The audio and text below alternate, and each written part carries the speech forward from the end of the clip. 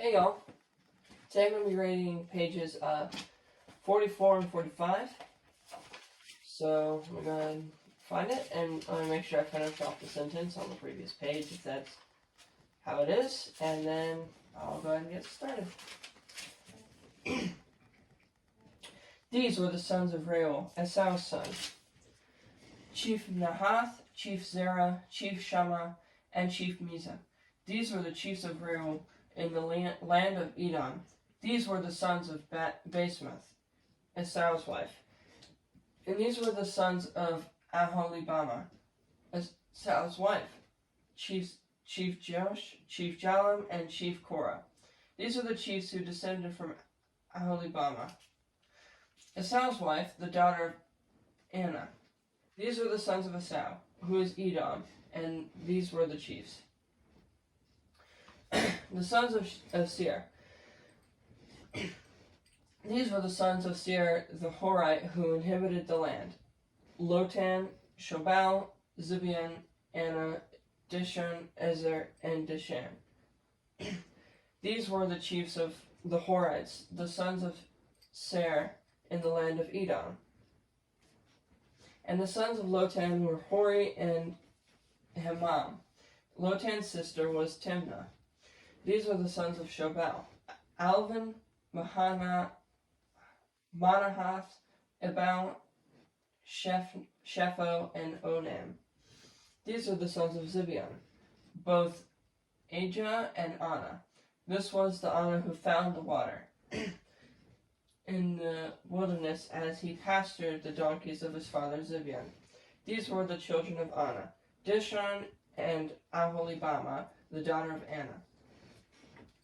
These were the sons of Dishon: Hemdan, Eshban, Ithran, and Cheran.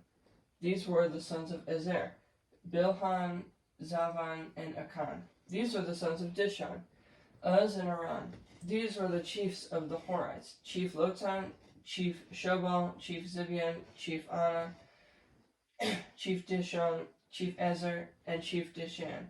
These were the chiefs of the Horites, according to their chiefs in the lands of Seir. The kings of Edom.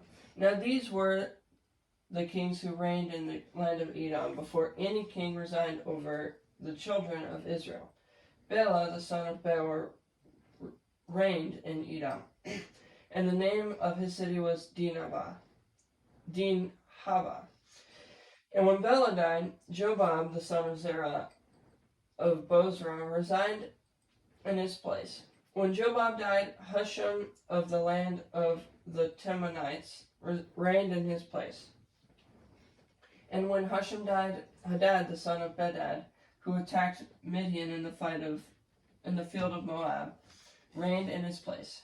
And then there's a note here that says, "Behold, my sheaf arose and also stood upright. And indeed your sheaves stood all around and bowed down to my sheaf." Genesis 37:7b. So that's probably coming up.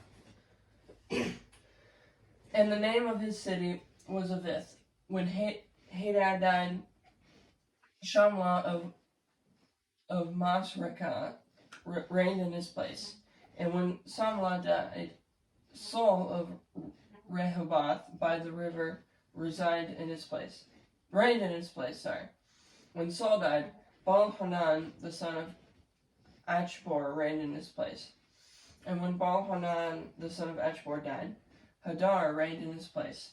And the name of his city was Pau. His wife's name was Mehetabel, the daughter of Matred, the daughter of Mezabah. The chiefs of Esau. And these were the names of the chiefs of Esau, according to their families and their places, by their names: Chief Timnah, Chief Alva, Chief Jetheth, Chief Aholibamah, Chief Elah, Chief Penon, Chief Kenaz, Chief Teman, Chief Mizbar, Chief Magdiel, and Chief Aram. These are the chiefs of Edom, according to their dwelling places in the land of their possession. Esau was the father of the Edomites. Joseph dreams of greatness. Now Jacob dwelt in the land where his father was a stranger, in the land of Canaan. This was the history of Jacob. Joseph, being 17 years old, was feeding the flock with his brothers. And the lad was with his sons of Bilhah and the sons of Zilpah, his father's wives. And Joseph brought a bad report of them to his father. Now Israel loved Joseph more than all his children, because he was the son of his old age. Also he made him a tunic of many colors.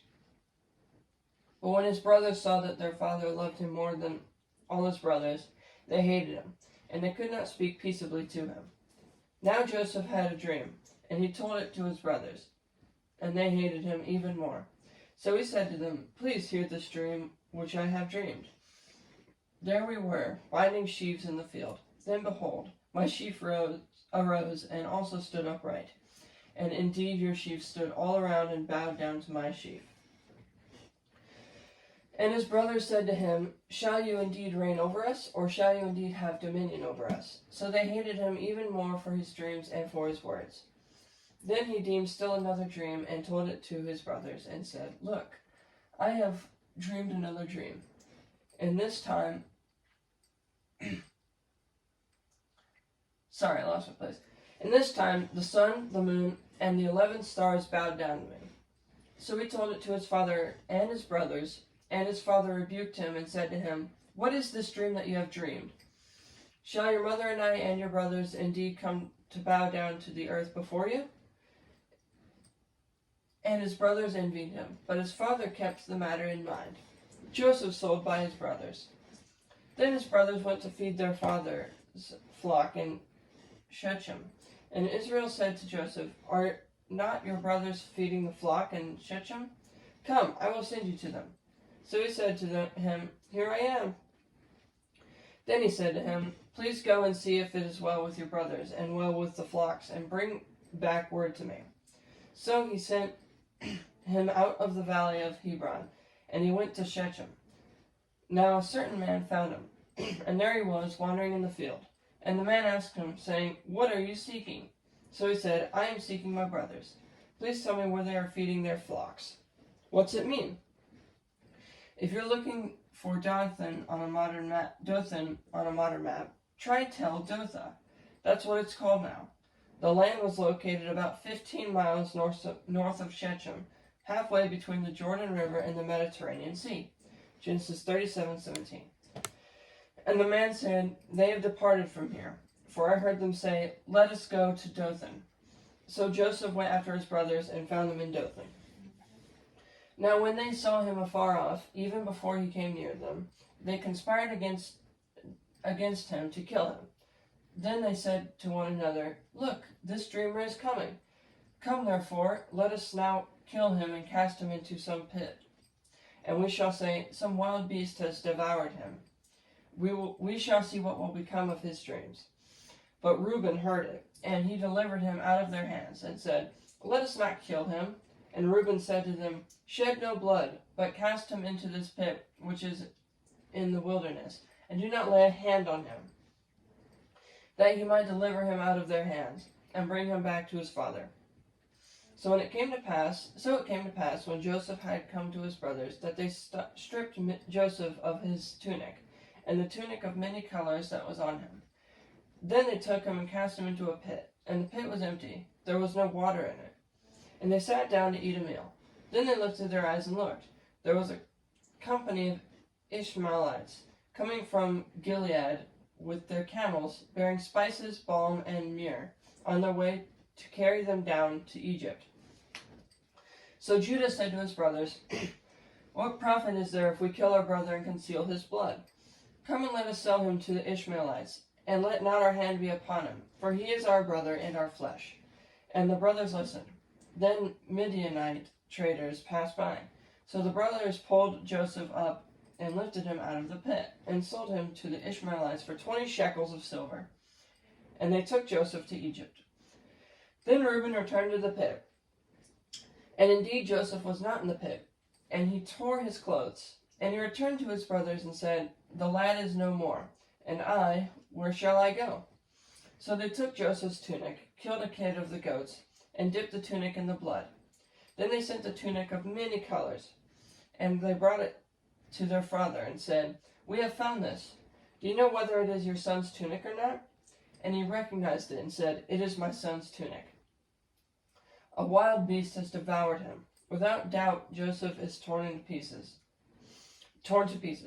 Then Jacob tore his clothes, put sackcloth on his waist, and mourned for his son for many days. And all his sons and all his daughters arose to comfort him. But he refused to be comforted. And he said, "For I shall go down into the grave to my son in mourning." Thus his father wept for him. Okay, that's all for this week. I will see you guys next week. Bye.